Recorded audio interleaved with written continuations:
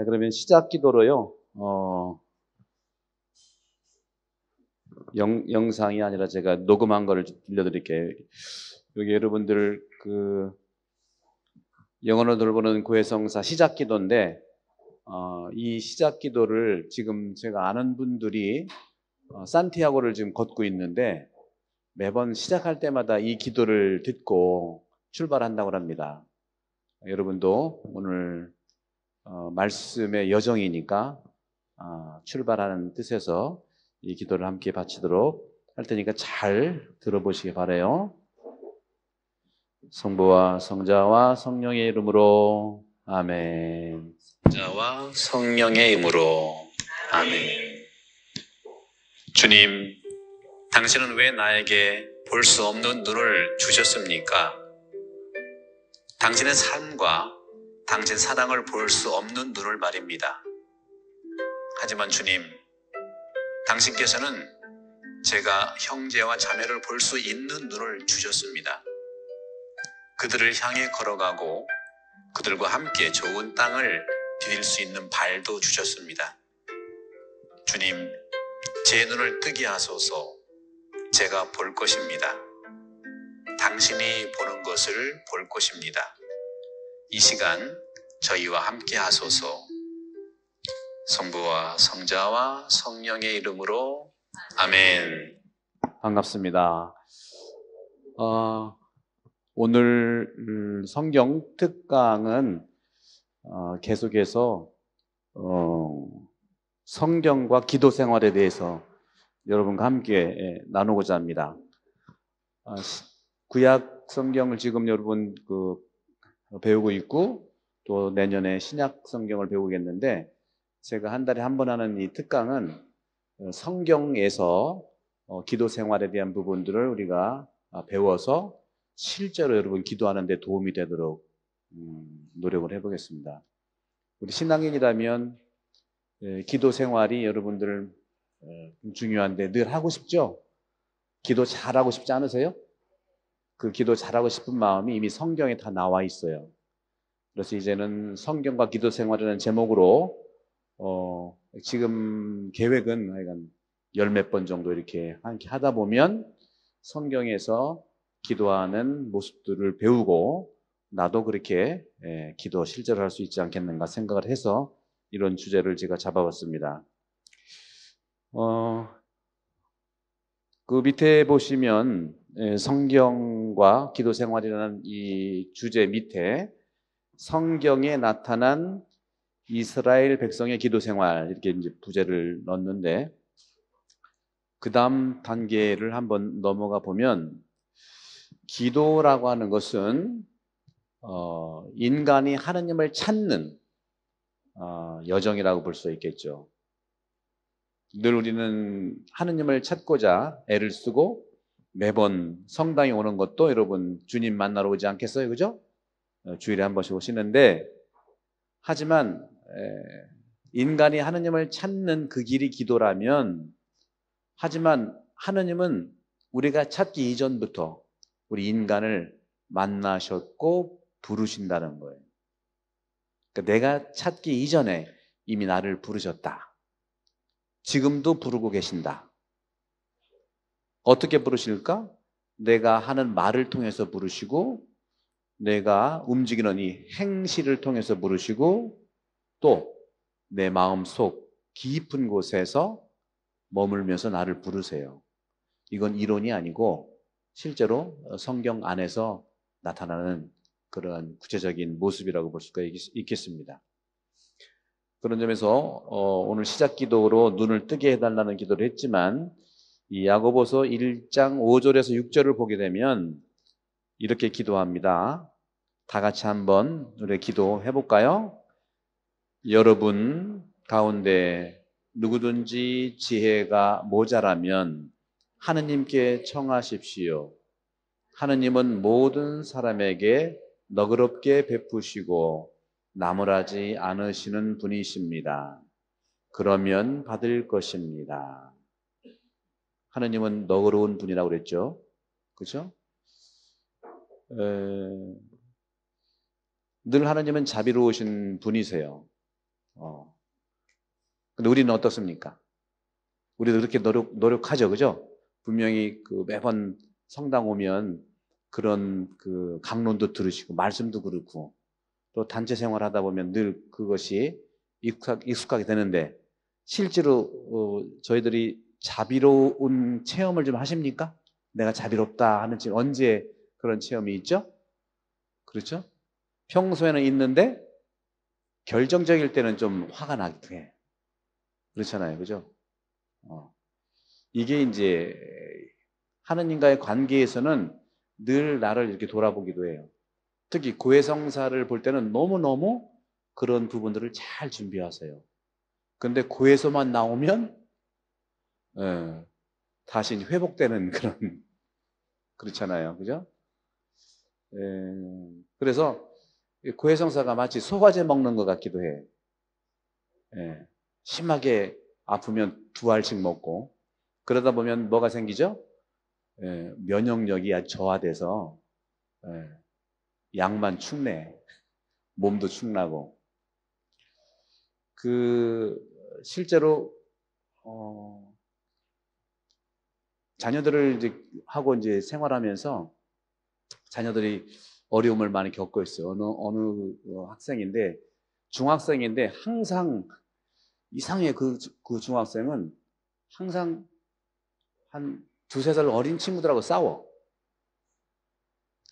중학교 지금 1학년 때부터 초등학교 5학년, 6학년들하고 맨날 싸우는 거예요.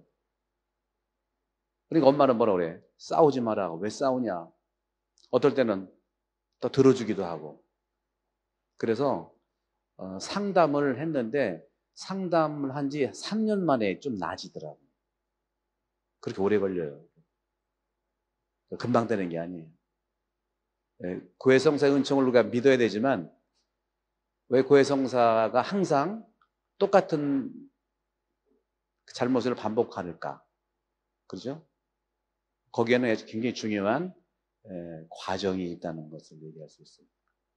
그래서 이 꼬마가 어떻게 됐냐면 하고 싶은 얘기를 다 하도록 엄마도 얘기를 했고 특히 상담 선생님이 그래 다 들어주고 수년간 들어줬어요. 어떨 때는 욕도 좀 해주고 아 나쁜 동생들이네 하고 근데 변화가 없어요.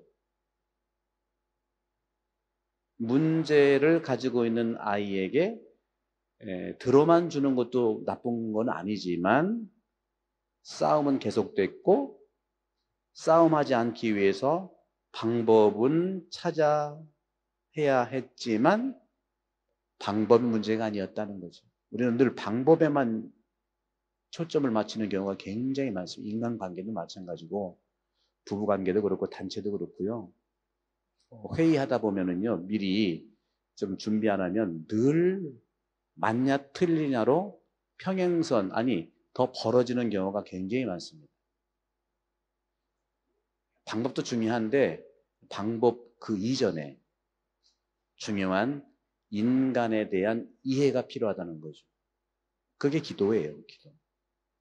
기도는 기도 경문 줄줄줄 외워가지고 마음이 편하다? 뭐 아닌 건 아니죠.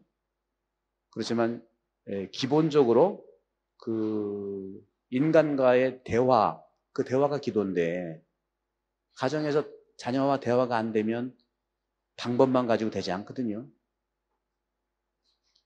흔히들 부모님들은 자녀들에 대해서 걱정을 많이 하잖아요. 특히 어떤 걱정이에요? 걱정 중에 걱정이 방 안 치우는 거. 그죠? 방 굉장히 지저분한 거. 그 방 굉장히 지저분한 거 가지고 걱정하는 게 뭐예요? 너 나중에 어떻게 성공할래? 지금 방 지저분한 거하고 나중에 성공하는 거하고 굉장히 또 차이가 많은데 그렇게 이제 그 방법만 찾는 거예요. 그럼 너 미래만 생각해가지고 그런 경우가 있어요. 근데요, 어려서부터 방을 한 번도 안 치고 너무 지저분한 사람이 성공한 경우가 있어요, 없어요? 네, 그게 빌 게이츠라고 그래요. 빌 게이츠가 방을 그렇게 안 치웠다네. 맨날 듣는 얘기가 엄마한테 너 나중에 성공하겠냐? 했어요, 성공을.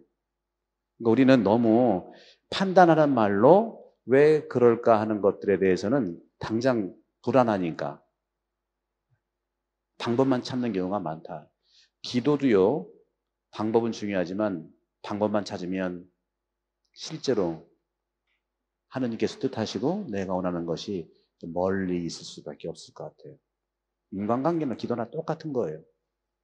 그래서 이 중학생을 이제 이 상담 선생님이 수년 동안 한 2년 이상을 들어주고 또 속상해도 해주고 또 걱정도 해주고 또 맛있는 것도 사주고 했는데 잘 안 되는데 한 3년쯤 시작하니까 변화가 보이는데 어떻게 변화의 그 터닝 포인트가 있었어요?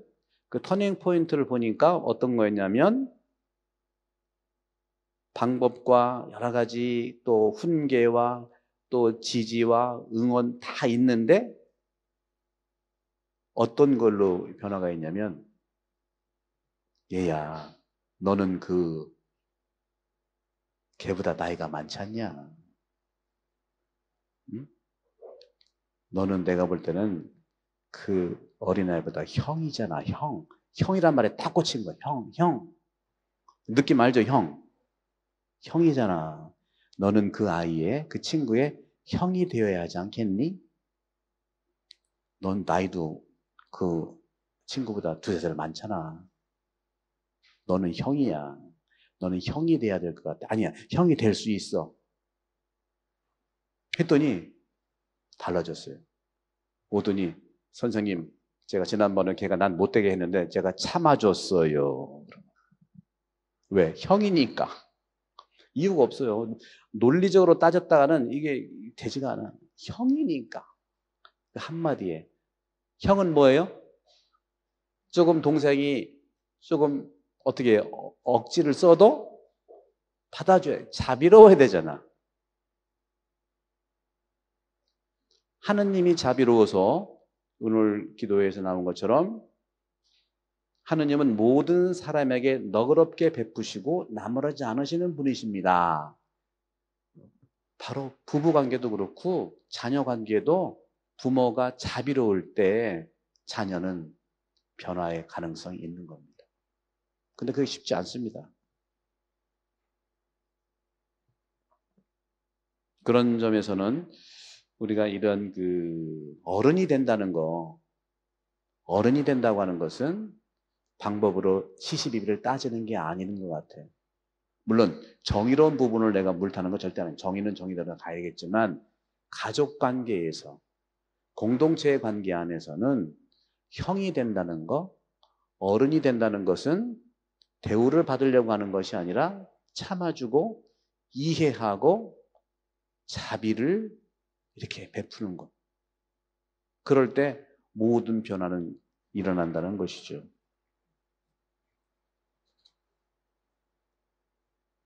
언제 제가 말씀드렸는지 모르지만 저도 거의 그 전에 23년 전에 본당치 뭐 딱 몇 년 할 때 성당에 어떤 자매님이 이쁜 모자를 쓰고 이렇게 들어오셨어요.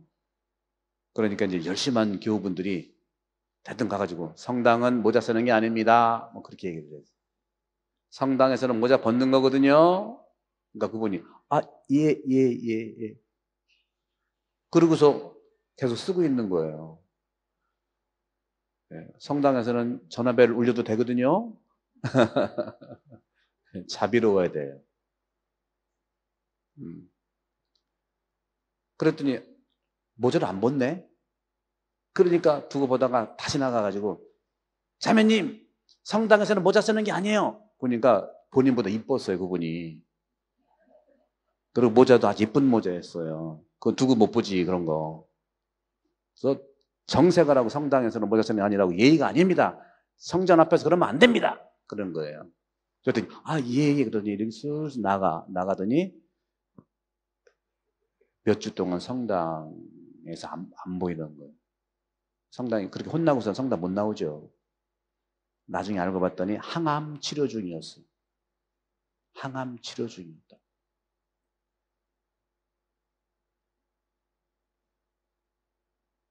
다른 사람의 그런 내가 보기에 원칙이 안 맞는데 굳이 그럴 거예요. 내가만 봤을 때 기준, 그분도 알 수 있거든요. 그죠? 우리는 너무 그런 점에서는 자비롭다고 하는 것이 이게 뭐 하느님 뚝뚝 떨어지는 게 아니라 일상관계 안에서 상식적이지 않은 것을 할 때 한 번 더 생각하는 게 자비입니다. 무슨 이유가 있겠지. 무슨 이유가 있겠지. 그렇게 다른 사람을 이해할 정도면은 나도 내가 자비로운 거다. 이게 이제 굉장히 중요한 성숙한 사람들의, 자비로운 사람들의 그런 표현이고 이해라고 볼 수가 있어요. 그런 상황들을 좀 자비로운 눈으로 볼 수 있는 거. 그런 점에서 우리는 기도라고 했을 때에 말씀드린 것처럼 야고보 사도께서도 그런 말씀을 하시죠. 자, 그러면 그 다음 번을 좀 보시면 이거를 보시면요. 여기 기도인데 여러분 왼쪽 그림은 꼬마가 이제 무릎 꿇고 기도하는 거죠? 그건 누구 봐도 기도예요. 그죠? 누가 봐도 기도예요. 누가 봐도 기도. 오른쪽은 뭐 같아요? 혹시 그림만 봐도 알 수 있을까? 오른쪽은요, 길거리에서 홈리스들과 함께 대화하고 찬양도 하고 이렇게 좀 음식도 간단하게 만들어서 나누는 거예요. 두 개 중에 어떤 게 진짜 기도일까요? 흔히 우리는 왼쪽은 사회활동, 오른쪽은 기도라고 하는데 하느님과의 관계가 이웃과의 관계를 통해서 완성되는 것이 기도입니다. 그러니까 프란치스코 성인도 그랬어요. 프란치스코 성인이 하루는 우리는 오늘은 나가서 좀 강론 좀 합시다. 그러니까 프란치스코는 이제 사제가 아니었죠. 겸손해서 사제까지 될 그런 용기를 안 냈고 부제로만 부제 머무르는데 부제는 강론하니까 오늘은 강론을 성당에서 하지 않고 저 동네에 가서 좀 강론하겠습니다 하고 하는 형제들과 같이 동네에 나갔어요. 동네 쭉 나가더니 동네에서 형제들은 동네에 사람들 많은데 뚝 서가지고 강론을 할 줄 알았어요. 그렇지 않고 동네에 쭉 가더니 같이 가더니 한 바퀴 쭉 돌고 그냥 성당 들어오는 거예요. 그래서 아니 강론을 동네에서 한다니 왜 동네도 가서 강론도 안 하고 그냥 돌아서 왔습니까? 강론은 꼭 말로만 하는 것이 아닙니다. 기도도 말로만 하는 것이 아닙니다. 똑같은 거죠. 오늘 복음이 그렇죠? 주님 주님 한다고 오늘 아주 심한 말씀 하셔서 주님께서 특히 기도를 계속 많이 하는 사람한테 조금 경정을 올릴 듯해요. 그렇죠? 주님 주님 한다고 하늘나라에 들어간다고 했나요? 그렇지 않다고 그랬죠. 오늘 복음을 보면 아주 충격적일 수도 있어요.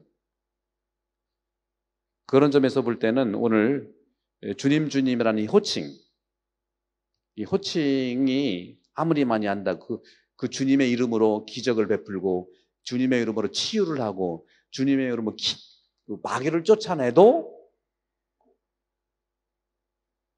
주님의 말씀을 실행하지 않으면 하늘나라 못 들어간다고 정확하게 얘기하고 있습니다.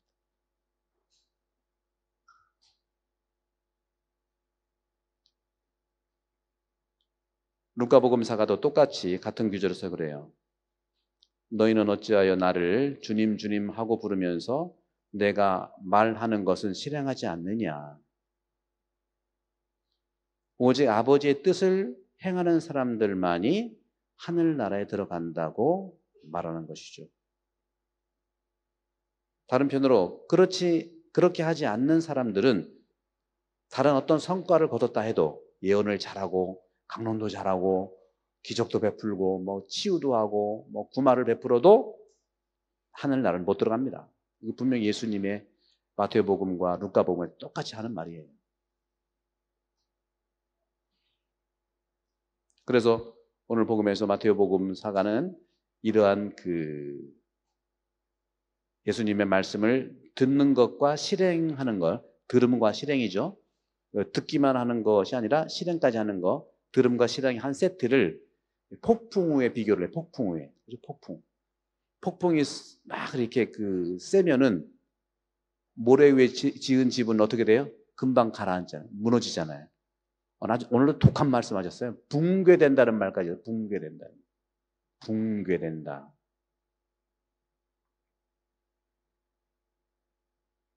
모래 위에 집을 짓는 어리석은 자가 되려고 하지 말고 견고한 기초를 제공하는 집, 곧 반석 위에 집을 짓는 슬기로운 자가 될 것을 말씀하십니다. 이런 기초가 없는 사람은 모래 위에 집을 지은 것처럼 크게 무너져 내리는 붕괴를 겪게 될 것이다. 여러분, 모래 하나는 단단해요. 그죠? 모래 하나하나가 가루처럼 되지는 않아요. 모래 하나가 단단하긴 한데 그 모래에 단단한 것들이 뭉쳐지지 않고 딱딱한 견고한 반석이 되지 않고서는 무너진다는 거죠. 한 사람 한 사람 단단한 게 그것도 뭐 필요한 얘기지만 한 사람 한 사람 단단한 것이 하나가 되지 않으면 와르르 무너진다는 거예요. 그리스도교의 신앙은 기도도 개인 기도가 중요한데요. 그 개인 기도를 통해서 공동체가 반석처럼 되는 것이 기도라는 것이죠. 그러면 반석이라는 건 도대체 뭘까? 반석이 뭐냐? 오늘 제가 오전 미사 때 간단히 나눈 말씀인데 반석이라고 하는 것은 여기서 예수 그리스도를 얘기합니다. 예수 그리스도가 반석. 그럼 모래는 뭐냐? 나의 능력, 나의 능력만 가지고 있습니다. 나의 능력 굉장히 많죠. 하나하나 가진 능력. 그 능력들이 같이 공동선을 이룰 때 그것이 반석이 되는 건데 모래가 아무리 많아도 그것이 무너질 수밖에 없다는 것이고 바로 반석이라는 것은 예수님인데 바로 그리스도라는 그 반석 위에 집을 짓는 것 그것을 우리 모두에게 하도록 안내하시는 게 오늘 복음이에요. 모래 하나하나가 부분적으로는 단단할 수 있지만 전체적으로 견고하지 못한다는 것 거기에서 붕괴의 얘기를 하는 겁니다. 우리가 많이 돌아볼 필요가 있겠죠. 우리도 교우 굉장히 많아요. 단체도 굉장히 많아요. 단체 하나하나가 견고한 건 필요하지만 그 단체 하나가 너무 단체 하나만 견고해서는 안 된다. 각자가 다 견고한데 그것이 서로 전체적인 단단한 바위를 이루어야 되지 않겠는가 하는데 그 바위가 바로 예수 그리스도라는 것이요.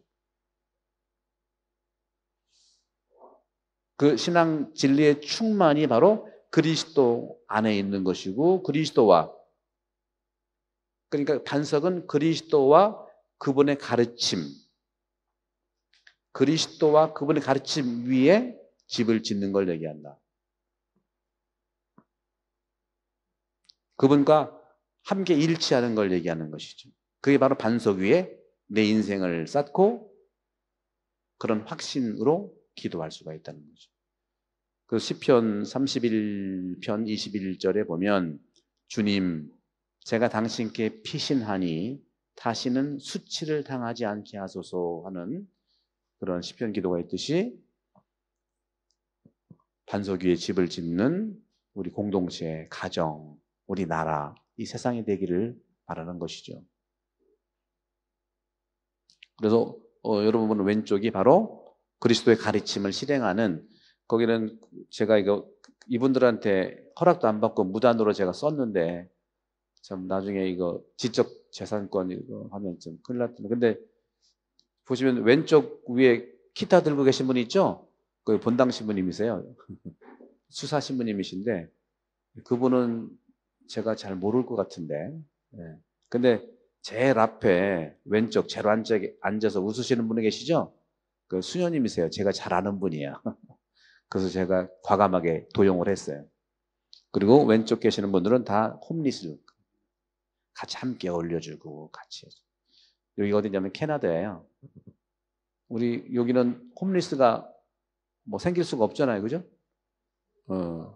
근데 이제 돈이 없는 게 아니잖아요. 자기가 하고 싶어서 그런 하는 거지. 여기는 홈리스도 돈이 없어서라기보다는 자기가 이제 자유롭게 하고 싶어서. 아니, 그 차이가 좀 있는 것 같아요. 여기는 진짜 우리나라도 마찬가지고 다른 나라는 정말 가난한데 여기는 복지 시설이 잘 돼 있기 때문에 그런 것 같아요. 그런 점에서 이제 우리가 볼 수가 있겠고, 요걸 봅시다. 여기가 어디가요? 여기가 그 볼리비아의 우유니라고 하는데, 우유니. 예, 저는 안 가봤어요. 이것도 제가 사진을 도용했는데 이것도 뭐라고 하면 좀 넘어갈긴 할 텐데, 근데 서 있는 분을 제가 잘 알아요. 서 있는 분을 제가 잘 알기 때문에 이분이 나한테 뭐라고는 안 할 것 같아. 이분이 신부님이세요. 안동교구 신부님이신데 저희 파라과이에서 사모가 작년에 제가 가서 만났죠. 그래서 여기서 보면은 저절로 기도가 되는 것 같잖아요. 거기 맨 위에 이제 제가 다마스커스의 성요한 정통신앙 3장 24절에 나와 있는 걸 인용을 했는데 뭐라고 제가 인용했냐면, 기도는 하느님을 향해 마음을 드러높이는 것이요, 또한 마땅한 은혜를 하느님께 청하는 것이다. 말은 짧지만 굉장히 심오한 말이 있어요. 네, 굉장히 심오한 말이에요. 하느님을 향해 마음을 드러높인 것이다. 마음. 여러분 마음 아시죠? 마음. 여기서 마음은 여러 가지 뜻이 있죠. 내 생명이라는 말도 있고 내 목숨이라는 말도 있고, 중요한 것은 여러분이 생각하는 그 마음이에요. 여러분 그 마음을 드러높이는 것이죠. 그 마음을 드러높인다는 건 뭐냐 하면 믿는다는 거하고 관계가 돼요. 믿는다는 거. 하느님은 정말 믿는 거예요. 믿을 때 그게 바로 기도가 되는 거예요. 믿는 게 기도예요. 여러분들, 저도 이제 좀 우리 교우분들 만나면 저는 믿음도 없고요, 기도도 잘 못하고요, 그렇게 말씀하세요.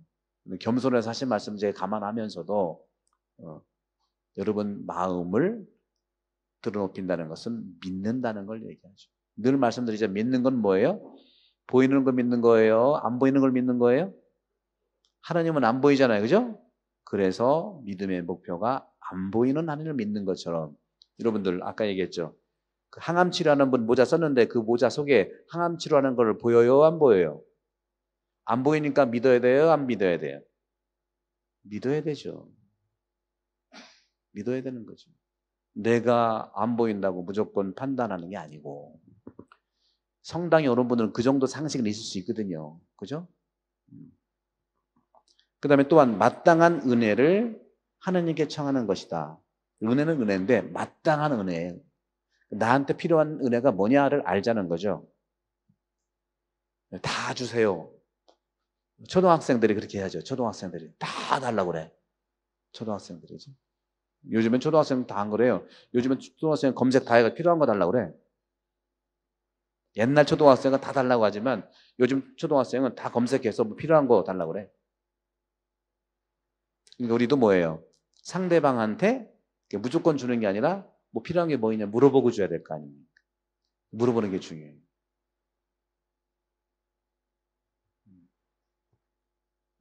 자, 그 다음에 이제 성경을 한번 들어가 보면, 구약에서 기도는 하느님과 인간이 서로에게 호소가 중요해요. 호소. 구약에서 기도는 하느님과 인간이 서로에게 하는 호소다. 서로에게 하는 호소. 일방적인 게 아니에요. 서로에게 하는 호소예요. 구약 성경 뭐 어떨 때는 하느님이 좀 너무한 격도 있어요. 뭐 오히려 모세가 하느님 같아. 어떤 경우는 좀 참아주세요 뭐 이러고. 서로에게 하는 호소고 상호 간에 맺어지는 약속. 이건 계약이라고 했는데 약속이 되는 것이다. 그래서 약속이잖아요. 약속. 그래서 성경은 기도의 책이다. 그런 점에서 기도의 책이다. 여러분 기도를 정말 배우고 싶으면 성경을 기도하는 마음을 읽으시면 된다.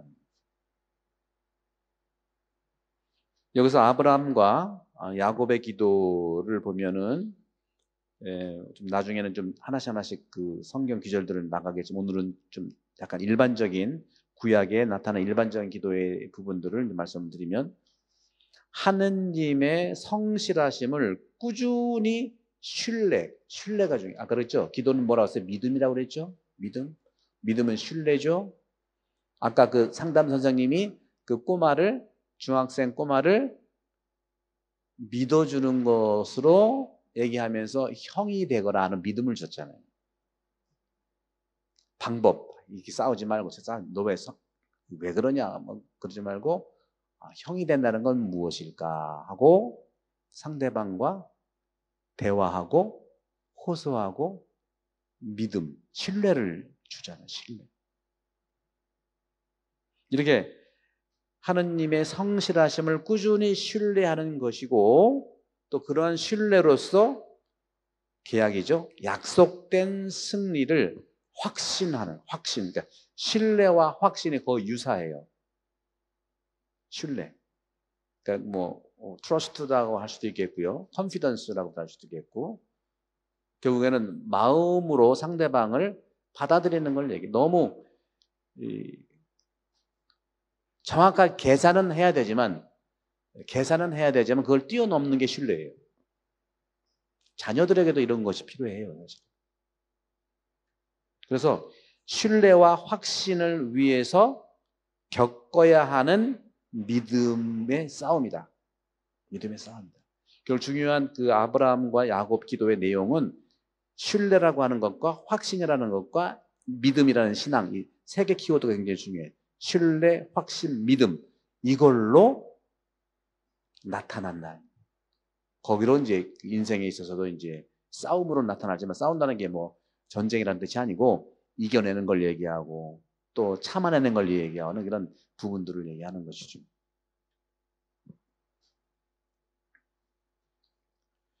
그리고 구약에서 지도자와 백성의 기도가 또 나타나는데, 모세와 하느님 백성을 이제 구별을 좀 해보면요, 모세는 지도자잖아요, 그렇죠? 지도자인데 모세의 기도는 당신 백성의 구원을 위해서 살아계시는 하느님의 제안에 응답하는 것이 바로 기도라.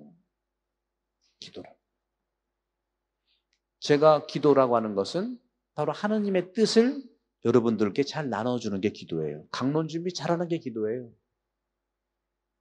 교리를 좀 잘 해주는 게 그게 기도란 말이죠. 근데 좀 어렵죠? 좀 어려우시죠, 그죠?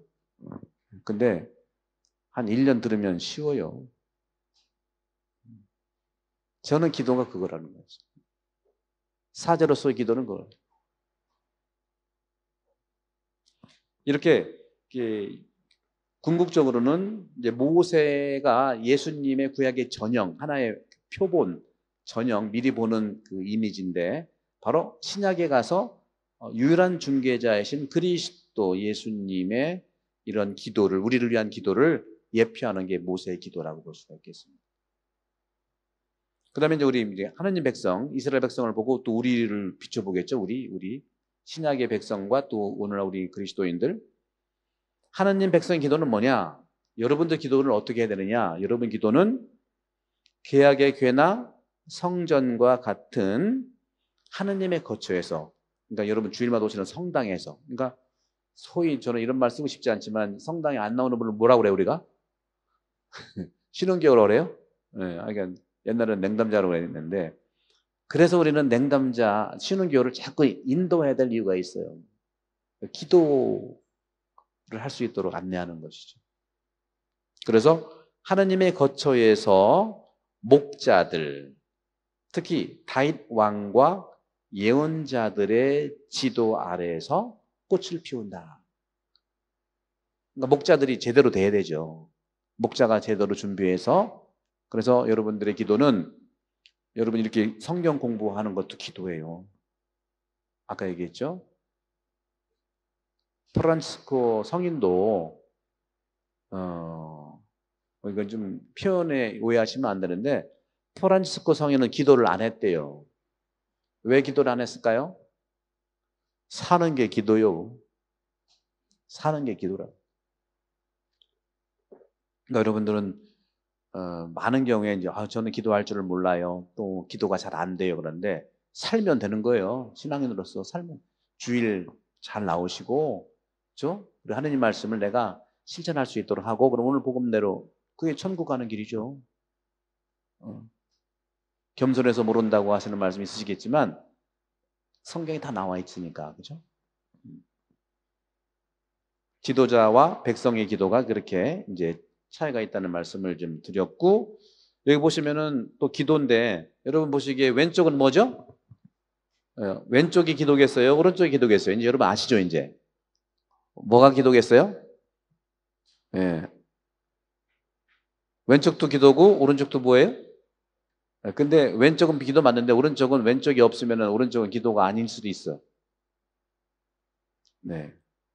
그러니까 왼쪽은 성체조배.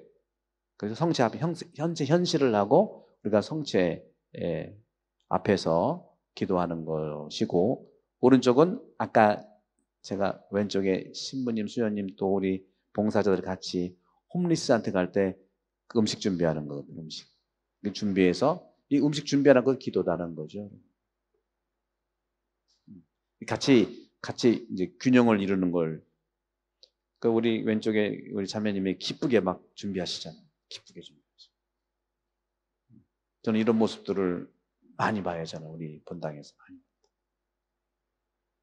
자, 이제 구원 역사 전반에서 전반에 걸쳐서 드러나는 이 기도에 대한 것을 간략하게 이제 말씀을 좀 드리면, 구원 역사 전반에 걸쳐 드러나는 것이죠. 보시면 여러분들 줄친 부분을 좀 잘 더 보시면, 구약 성경이라는 게 이제 물론 모세오경을 중심으로 해서 예언서들이 있고 또 여러 가지 역사서 쭉 시편 쭉 있는데, 예언자들은요, 예언자들은 마음의 회개를 호소했어요. 그럼 결국 마음의 회개를 호소한다는 것은 참으로 기도회로 인도하는 걸 얘기해요. 기도회로.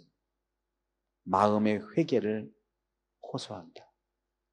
엘리야와 같이 하느님의 얼굴을 열렬히 찾으며 백성을 위해 전구했던 예언자도 있었잖아요. 그죠?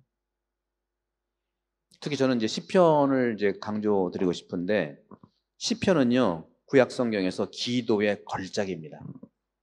여러분 정말 기도를 정말 하고 싶으면 시편을 좀 통해서 기도하시면 돼요. 시편 기도. 저도 학생들 학교에 있으면서 새벽부터 일어나서 이제 기도하고 점심, 저녁 뭐 끝기도까지 하면 시편이 얼마나 많은지 몰라요. 시편 얼마. 근데 하도 많아서 묵상이 안 돼, 묵상이. 근데 신학교는 사실 어떻게 보면 시편 묵상을 제대로 하기에는 좀 제한된 공간이에요. 근데 여러분들은 지금 삶의 현장에서 있기 때문에 시편 기도하면 즉시 감정이 금방 이입될 겁니다. 금방 들어올 거예요.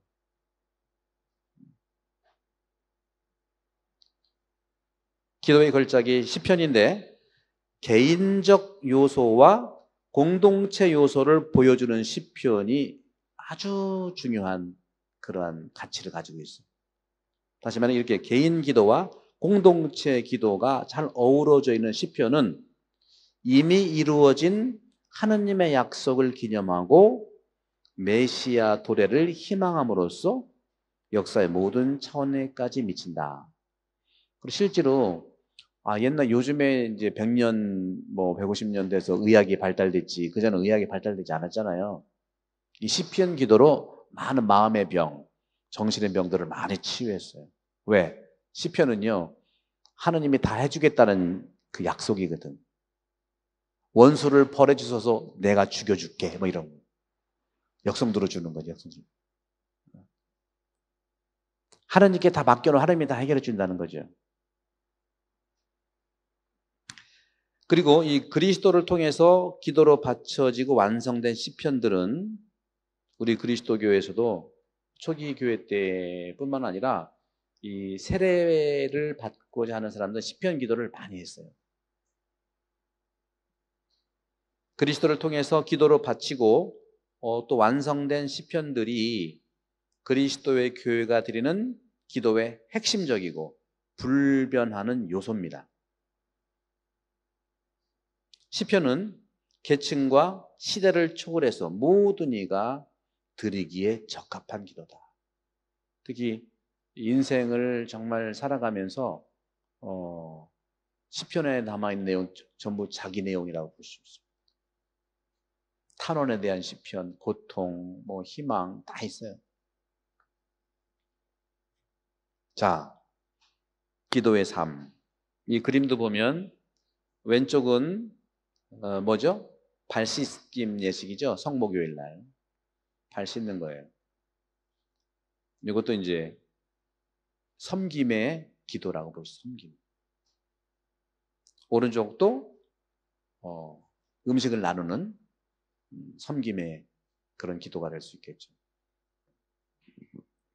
우리 그리스도교에서요, 여러분들 신자라고 한다, 교회라고 한다면요, 교회, 또 사제, 수도자, 우리 믿는 이들, 교회, 이 모든 그리스도교의 가치들이 상당히 많은데 뭐니 해도 우리 그리스도교의 이 신앙과 실천의 가장 핵심이 들어가 있는 게 바로 기도의 핵심이 바로 이 그림에 나타납니다. 섬기는 삶. 근데 반대가 많잖아요. 섬기지 않고 지배하려고 하죠. 예수님이 돌아가시기 직전에 성체성사를 제정하시기 직전에 발 씻습니다. 사랑의 세 계명을 같이 주면서 이게 핵심이에요. 이거를 놓쳐서는 안 된다는 거예요. 우리 그리스도교의 모든 신앙생활도, 모든 사업도, 모든 우리 피정도, 모든 우리 그리스도교의 기도도 여기서부터 나가요. 이 성체성사가 없으면 기도가 없는 거나 마찬가지죠. 정체성이에요. 정체성이에요. 이것을 놓치고 다른 거에서는 중심이 아니라는 거죠. 사제가 사제이기 위해서는 성체성사. 여러분도 마찬가지. 그러면 성체성사가 빵만 먹는 거냐? 그거는 극히 일부분이에요. 빵만 먹는 건 극히 일부분. 그 정신이 온전히 드러난 것이 바로 왼쪽의 행위로 드러나잖아요. 섬기는 삶, 나누는 삶. 그리스도인이야 하는 정체성의 기준이 바로 여기에 있다는 것이죠. 주일배사에 나오는 이유가 바로 여기에 있다는 것이죠. 이게 바로 기도의 중심이에요. 아무리 기도를 9일 기도를 막 365일 해도 이런 삶과 무관할 때는 참 기도가 아니다까지 얘기할 수가 있어요. 그리고 천국에 얘기했을 때 마찬가지죠. 그죠? 자, 그럼 이제 성경의 기도에 대한 부분을 한번 이제 함께 나눠보면요. 성경의 기도에서는 크게 이제 세 가지로 계속 똑같은 일이 반복되는데, 성경에서 기도가 뭐냐? 성경에서 기도는요, 하느님에 대한 믿음을 고백하는 거예요. 믿음을 고백하는 게 기도입니다.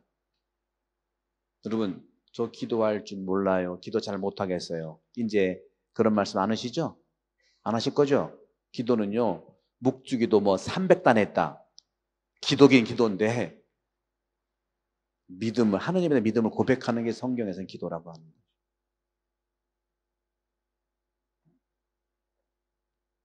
신명기 26장 5절에 10절에서도 이런 전례 형태의 기도가 나오는데, 구약 성서학자인 폰 라트라는 유명한 성서학자가 있어요. 이 성서학자는 신명기 26장 5절에서 10절, 이것이 이스라엘 백성의 신앙 고백으로서의 전례 형태 기도라고 얘기를 합니다. 우리는 주일미사 때 사도신경 얘기하잖아요. 그죠? 사도신경 얘기하는 것이 믿음에 대한 기도인 것처럼 바로 신명기 26장 5절에서 6절에 해당되는 것이 이제 나오고 있죠. 그래서 시간이 없기 때문에 이거는 읽지가 않겠습니다만 제가 한번 여러분들께 이제 읽어드릴게요. 신명기 26장, 여러분 이제 찾을 시간이 없으시니까 제가 한번 읽어보면 26장 5절에서 10절이 뭐가 나오냐면요. 만물의 봉헌에 대한 거 나옵니다. 5절에서 10절에 보게 되면 너희는 주 너희 하느님 앞에서 이렇게 말해야 한다. 저희 조상은 떠돌아 다니는 아람인이었습니다. 그는 몇 안 되는 사람들과 이집트로 내려가 이방인으로 살다가 거기에서 크고 강하고 수가 많은 민족이 되었습니다. 그러자 이집트인들이 저희를 학대하고 괴롭히며 저희에게 심한 노역을 시켰습니다. 그래서 저희가 저희 조상들의 하느님께 부르짖자 주님께서는 저희의 소리를 들으시고 저희의 고통과 불행 그리고 저희가 억압당하는 것을 보셨습니다. 주님께서는 강한 손과 뻗은 팔로 큰 공포와 표징과 기적으로 저희를 이집트에서 이끌어내셨습니다. 그리고 저희를 이곳으로 데려오시어 저희에게 이 땅, 곧 젖과 꿀이 흐르는 땅을 주셨습니다. 주님, 그래서 이제 저희가 주님께서 저희에게 주신 땅에서 거둔 수확의 만물을 가져왔습니다. 그런 다음에 너희는 그것을 주 너희 하느님 앞에 놓고 주 너희 하느님께 경배드려야 한다. 그리고 너희는 레위인과 너희 가운데 있는 이방인과 함께 주 너희 하느님께서 너희와 너희 집안에 베푸신 모든 좋은 것을 두고 기뻐하여라. 그리고 또 이렇게 쭉 5절에 10절까지 나왔는데 바로 이게 구약의 사도신경이다 라고 얘기할 수 있을 정도로 이 폰라트 학자에 의하면 결국은 이것이 이제 파스카에 대한 고백을 하면서 봉헌의 삶을 얘기하는 것이죠. 그 다음에 나오는 게 이제 11조 얘기가 나와요. 11조. 이렇게 성경에서는 이 신명기의 말씀처럼 하느님에 대한 믿음을 고백하는 것, 그 믿음 고백의 내용이 파스카라, 구약의 파스카. 그리고 만물에 대한 봉헌. 그렇죠? 여러분들이 주일날 오시고 봉헌 생활하는 것이죠. 두 번째로는 성경에서 기도는 뭐냐? 대화가 기도예요. 대화. 성경에서 기도는 하느님과 믿는 사람 사이의 대화다. 이게 기도다. 그래서 거기에 나와 있는 창세기 15장 6절, 탈출기 3장 3절 A, 4장 17절, 32장 12절에서 34절 이 모든 내용들이 그런 대화의 내용이에요.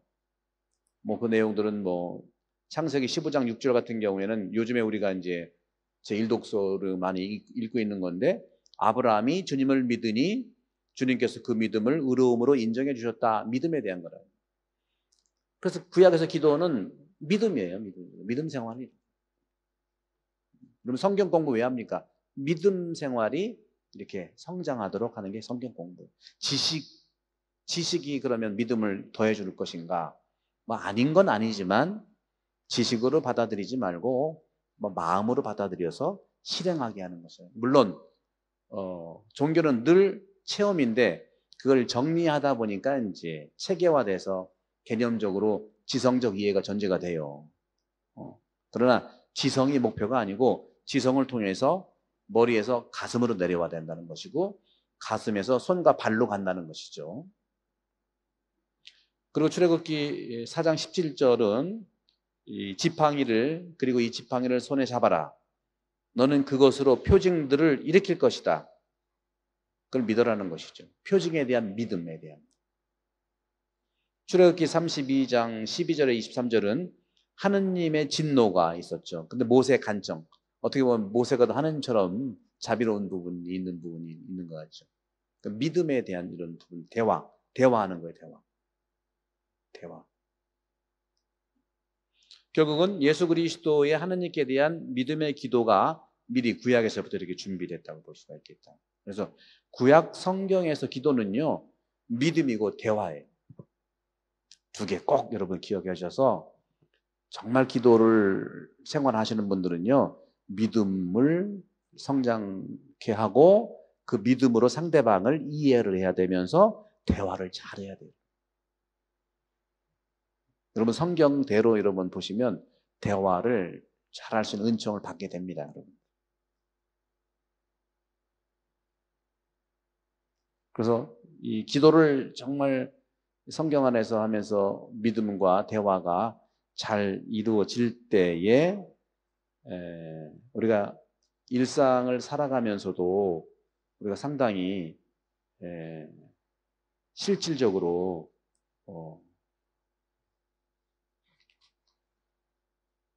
성숙한 삶을 살 수 있고 친교적인 삶을 살 수가 있는 거예요.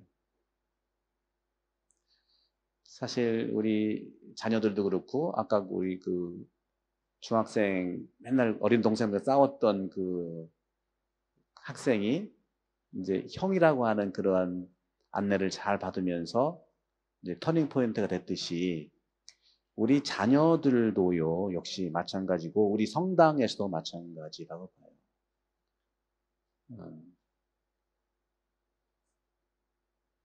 그 자녀들이 정말 부모들이 걱정했던 것이 사실은 변화로 옮겨지는 것은 그런 똑같아요. 이 중학생이 형이라고 하는 그러한 감정을 받아들일 때 일어난 것처럼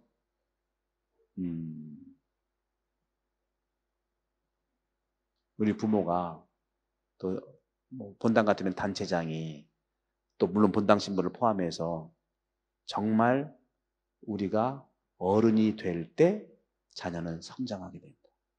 어른이 된다는 게 뭐냐면 어른이 된다는 건 유교처럼 어른을 공경하라 그 차원이 아니 공경 안 하는 게 아니에요. 그 차원이 아니에요. 그리스도교적인 차원은 어른이 된다는 것은 하느님처럼 자비롭다는 걸 얘기합니다. 자비로울 때 부모가 자비로울 때 자녀는 어른이 될 수가 있다고 봐요.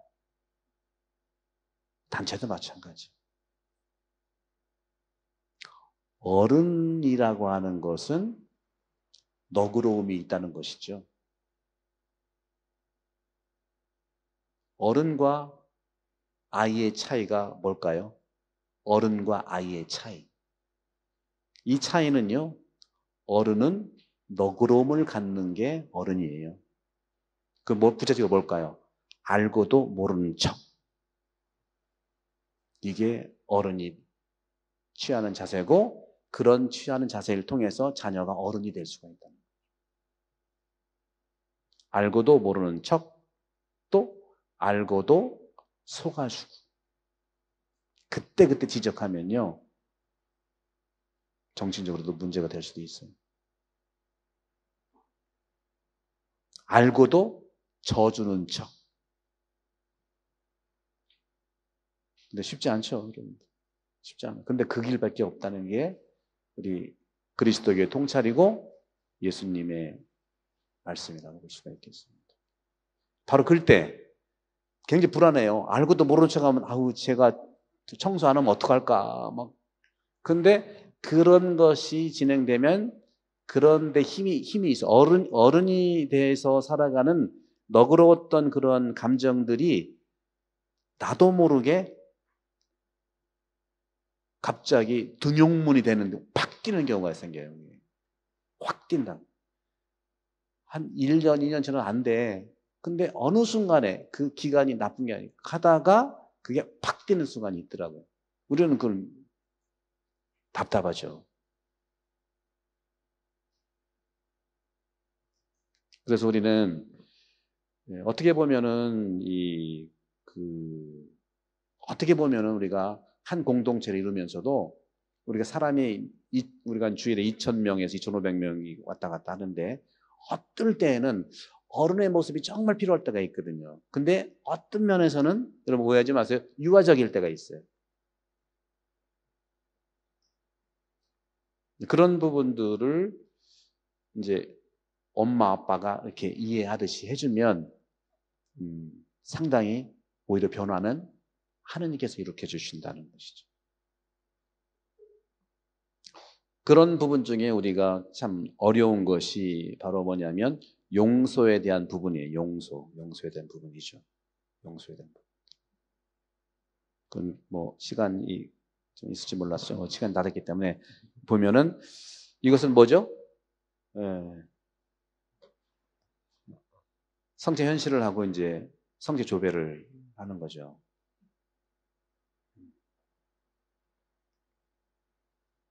이렇게 같이 그 소그룹이 같이 성체 앞에서 함께 기도하는 모습, 가정 안에서 하는 모습들이 우리 공동체를 성장시키기도 한다는 것이죠.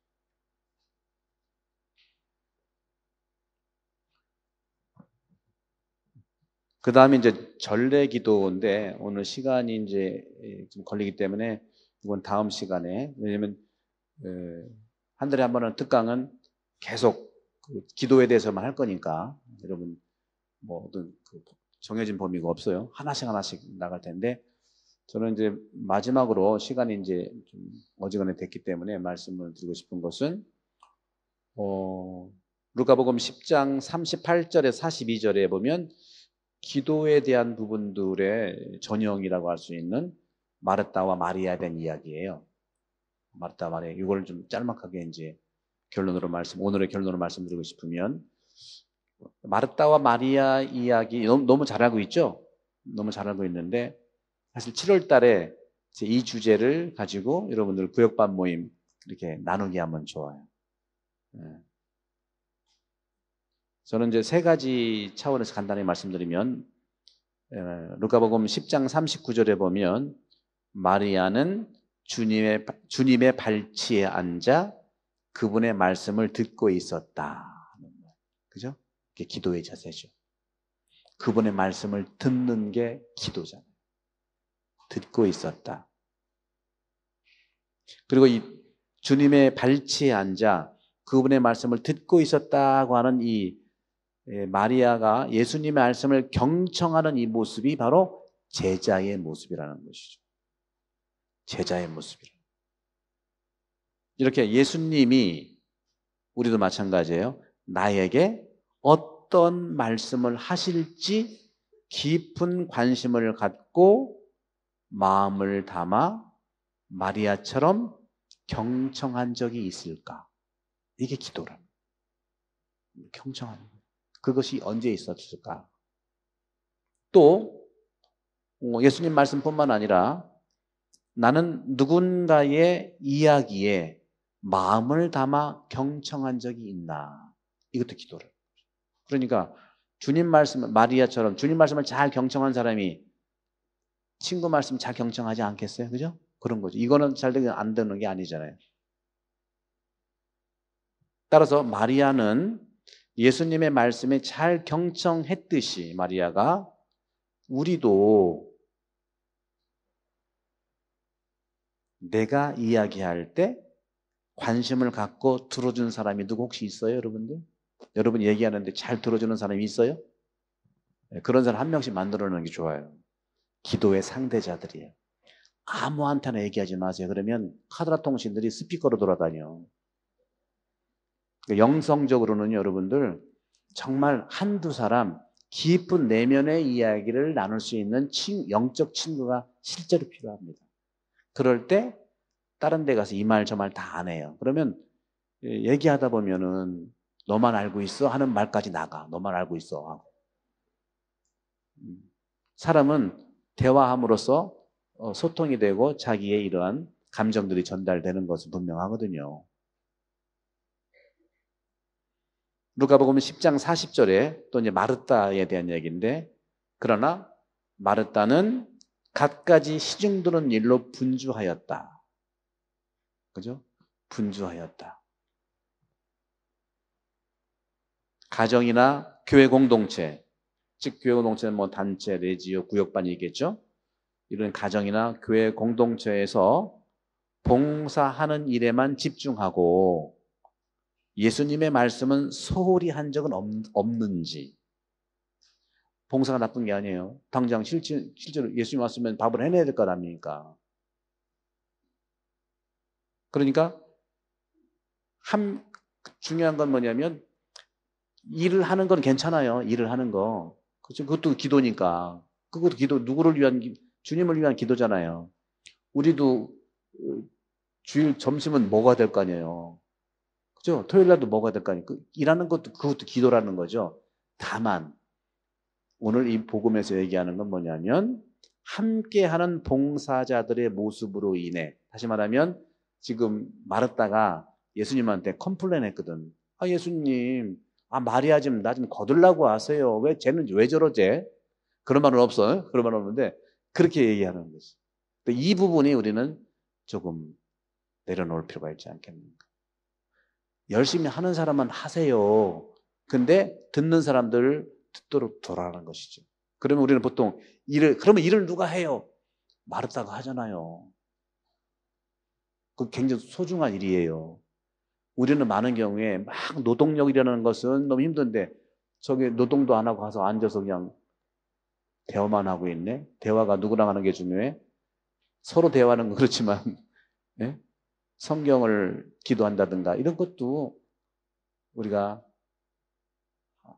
주님이 말씀하시는 그런 의미가 갖지 않겠는가 하는 것이죠. 따라서 함께하는 봉사자들의 모습으로 인해 불평한 적은 없는지 한번 우리가 돌아볼 필요가 있지 않, 경험을 나눠볼 필요가 있지 않겠는가 하는 것이. 끝으로 그랬더니 이제 예수님이 이런 말씀하죠. 마르다야 마르다야 많은 일을 염려하고 걱정하는구나. 그러나 필요한 것은 한 가지뿐이다. 한 가지라는 게 뭘까요? 한 가지가 뭘까요? 듣는 사람은 듣는 한 가지, 일하는 사람은 일하는 거 한 가지. 꼭 듣는 것만 좋다 이 얘기가 아니에요. 그러나 요즘 가정과 교회 공동체 안에서 예수님께서 말씀하시는 가장 중요한 한 가지가 각자 뭐라고 생각하느냐? 뭐냐? 절대 비교하지 말고 내가 정말 주님께 하나로서의 중요한 가치가 뭐냐는 걸 보는 것이죠. 예수님 보시기에 그래서 주님께서는 이런 말씀하세요. 한 가지뿐이다 하시면서 마리아는 좋은 몫을 선택했다 그랬어요. 그럼 이 얘기가 뭐예요? 마르다는 안 좋은 몫을 선택했다. 그거 아니거든요, 여러분들. 그런 말 안 했잖아요, 그죠? 그러니까 각자가 선택하는 것을 인정해 주자 하는 것이죠. 따라서 예수님 보시기에 기쁜 교회 공동체가 되기 위해서 각자 좋은 몫이 무엇일까? 이것을 구체적으로 찾고 바라보는 게 중요하지 않는가. 그런 말씀을 이제 나눠드리고 싶습니다. 그래서 오늘 이 정도로 하고 또 다음 시간에 전례 기도 구약성서에 나타난 걸 하면서 하나씩 하나씩 또 아브라함의 기도부터 해서 쭉 나가도록 하겠습니다. 네, 그럼 오늘 이상으로 마치고 기도하겠습니다. 성부와 성자와 성령의 이름으로 아멘. 영광이 성부와 성자와 성령께 성부와 성자와 성령의 이름으로 아멘. 감사합니다.